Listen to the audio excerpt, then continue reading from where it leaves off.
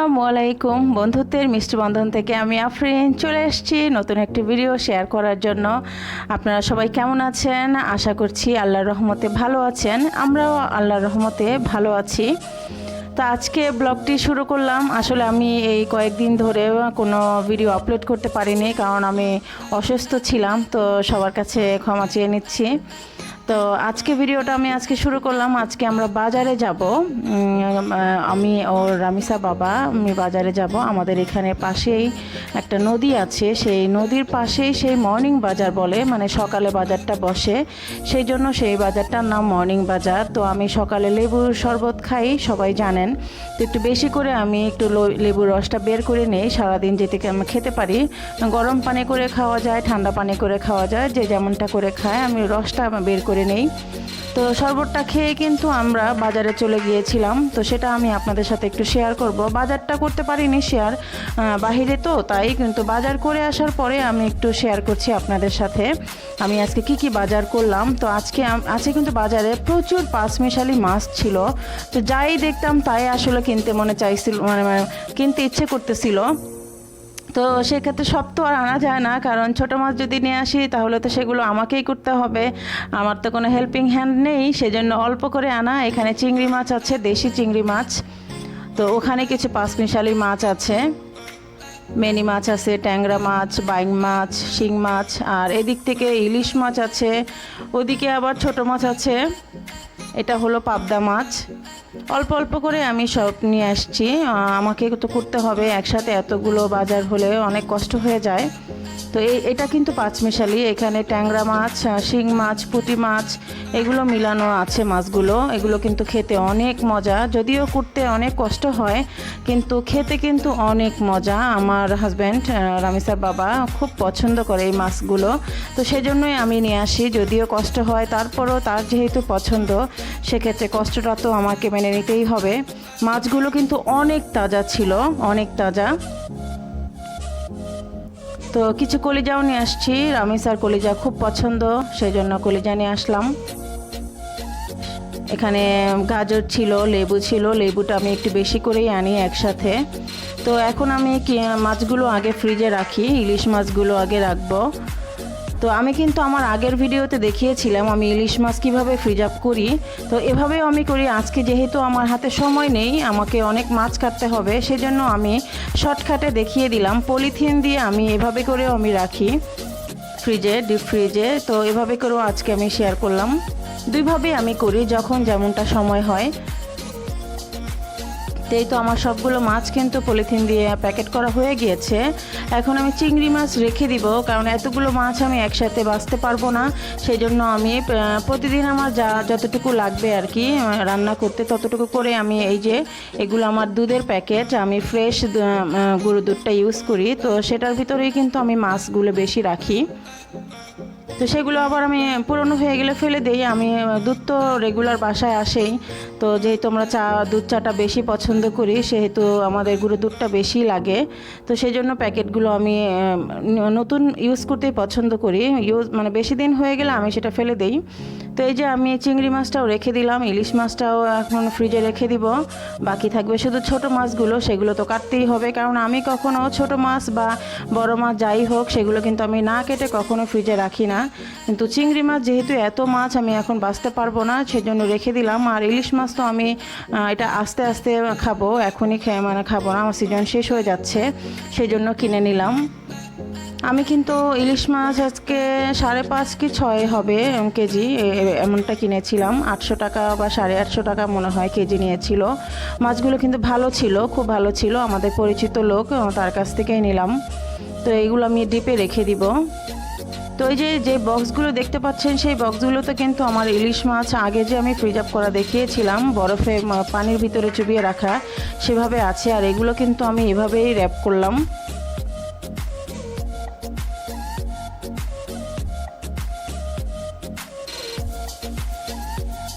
আপনারা যারা আমার পাশে আছেন, প্রতিনিয়তই আমাকে লাইক কমেন্টস করে আমাকে অনেক উৎসাহ দিচ্ছেন, সাবস্ক্রাইব করে আমাকে আরও উৎসাহ বাড়িয়ে দিচ্ছেন, তাদের সবাইকে আমার প্রাণঢালা শুভেচ্ছা ভালোবাসা রইল।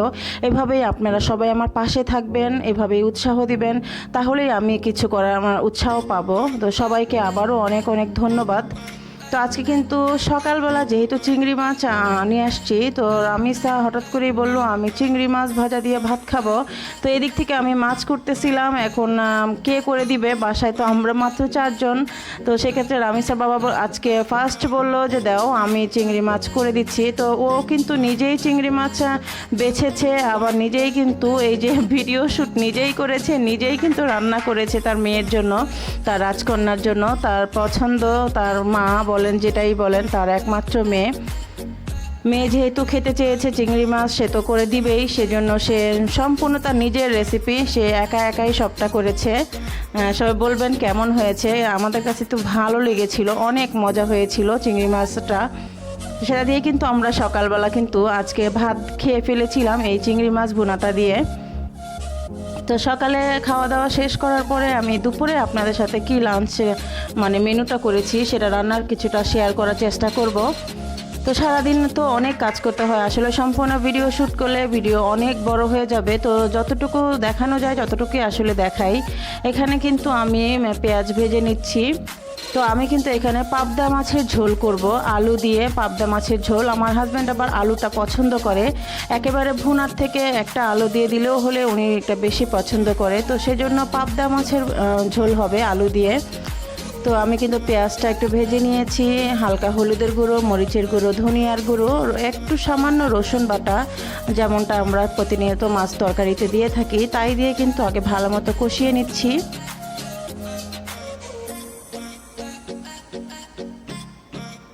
তো এখনও যারা আমার চ্যানেলটিকে সাবস্ক্রাইব করেননি, তো প্লিজ আমার চ্যানেলটিকে সাবস্ক্রাইব করে দিবেন এবং পাশে থাকা বেল আইকনটি অবশ্যই প্রেস করে দিবেন, এতে করে যখনই আমি নতুন কোনো ভিডিও আপলোড করব তার নোটিফিকেশনটি চলে যাবে আপনার কাছে, আপনি যখন ইচ্ছে তখন আমার ভিডিওগুলো দেখে নিতে পারেন। এই তো আমার এটা কিন্তু কষানো হচ্ছে, তো এখন আমি আলু দিয়ে দিব, আলুটাও কষিয়ে নিব।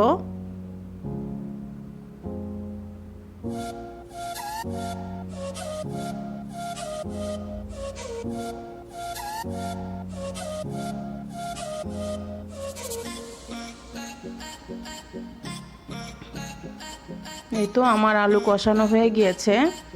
আমার কাছে পাবদা মাছটা কিন্তু অনেক পছন্দ, অনেক মজা লাগে, আমার কাছে পাবদা মাছটা খুব টেস্টি হয়।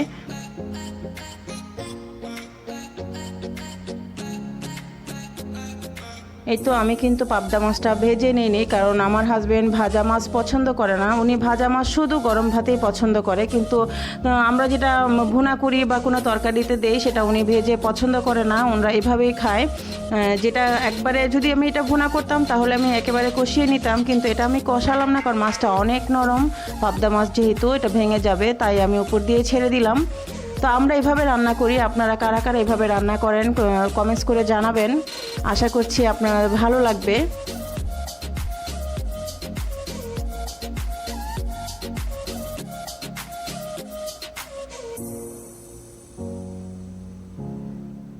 তো এখন একটু কাঁচামরিচ দিয়ে দিব, দিয়ে ঢেকে রান্না করব।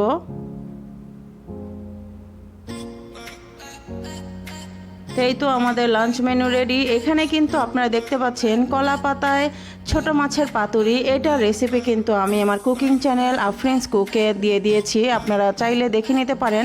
এটা একটা আমাদের অঞ্চলের খুব প্রসিদ্ধ একটা খাবার, এটা হাতে মাখিয়ে কলা পাতায় আমরা এটা দেই, ছোট মাছটা অনেক ইয়াম্মি হয় কিন্তু খেতে। তো আশা করছি আপনাদের ভালো লাগবে, আমার আফরিনস কুক থেকে দেখে আসতে পারেন।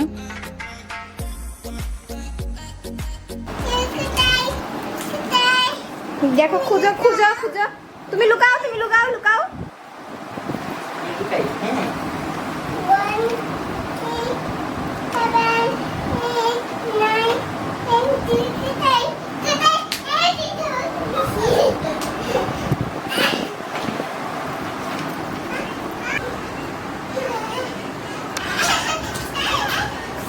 আসলাম তাফি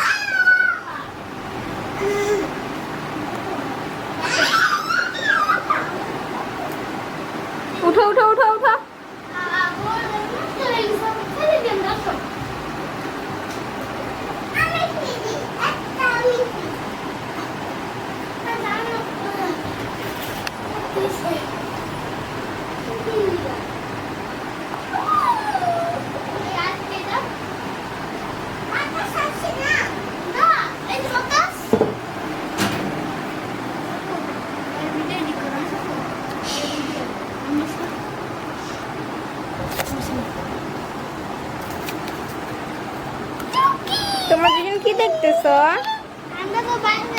কত সুন্দর দেখি, চলো আমি একটু দেখি।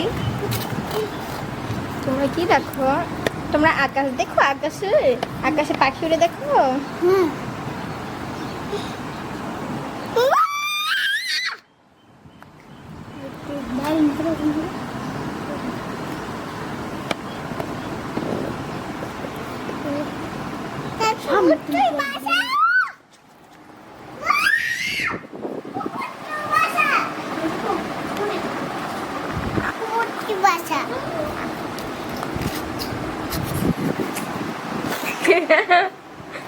টাকা এই যে টাকা শুনতে পাই, টাকা তুমিও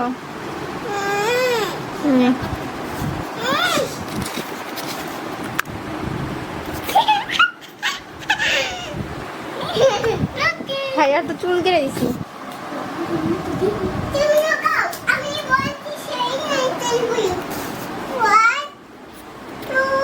চলো বারান্দায় যাই, চল বারান্দায় যাই, চল চল চল চল।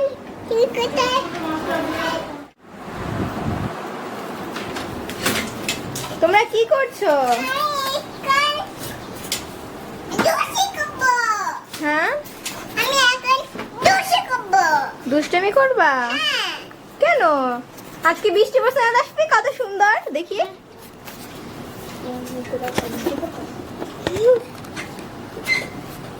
বেশি দেখা যাবে না, ছাদের মধ্যে পানি, সেটা দেখা যাবে। এই ছাদে আছে। দুষ্টমি করবা সত্যি? তোমার স্পাইডারম্যানটা দেখো তো একটু।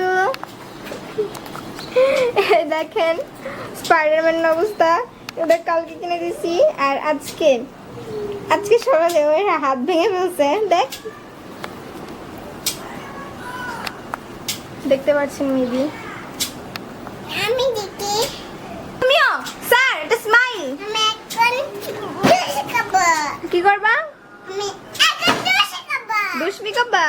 কি দুষ্টমি করতে? তুমি সত্যি দুষ্টমি করতে পারো? সত্যি। আমাদের কবরস্থানটাকে দেখাই সর। আমাদের বাসার পাশে কবরস্থান আছে।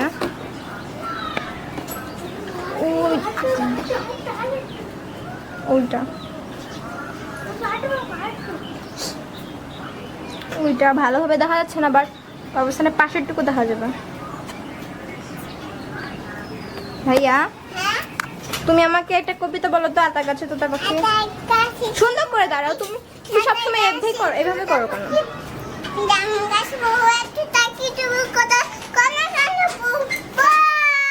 আমি শুনতে পাই না, আরেকবার বলো, সুন্দর করে বলো।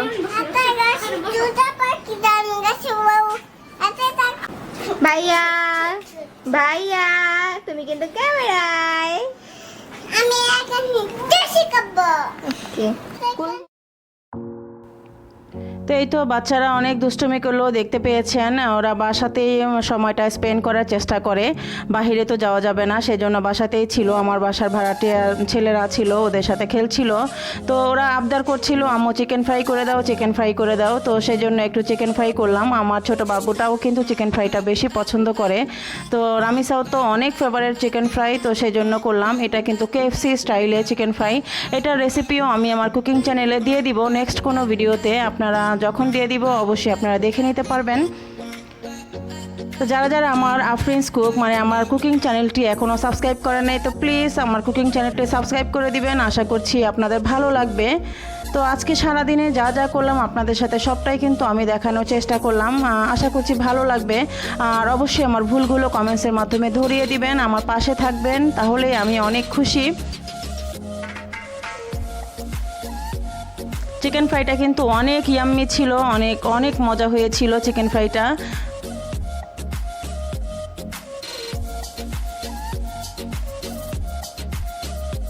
এই তো আমার চিকেন ফ্রাই রেডি। চিকেন ফ্রাইটা সফটও হয়েছিল, আবার মুচমুচেও ছিল, ভিতরে চিকেনটা একেবারেই ভালো মতো সেদ্ধ হয়ে গিয়েছিল।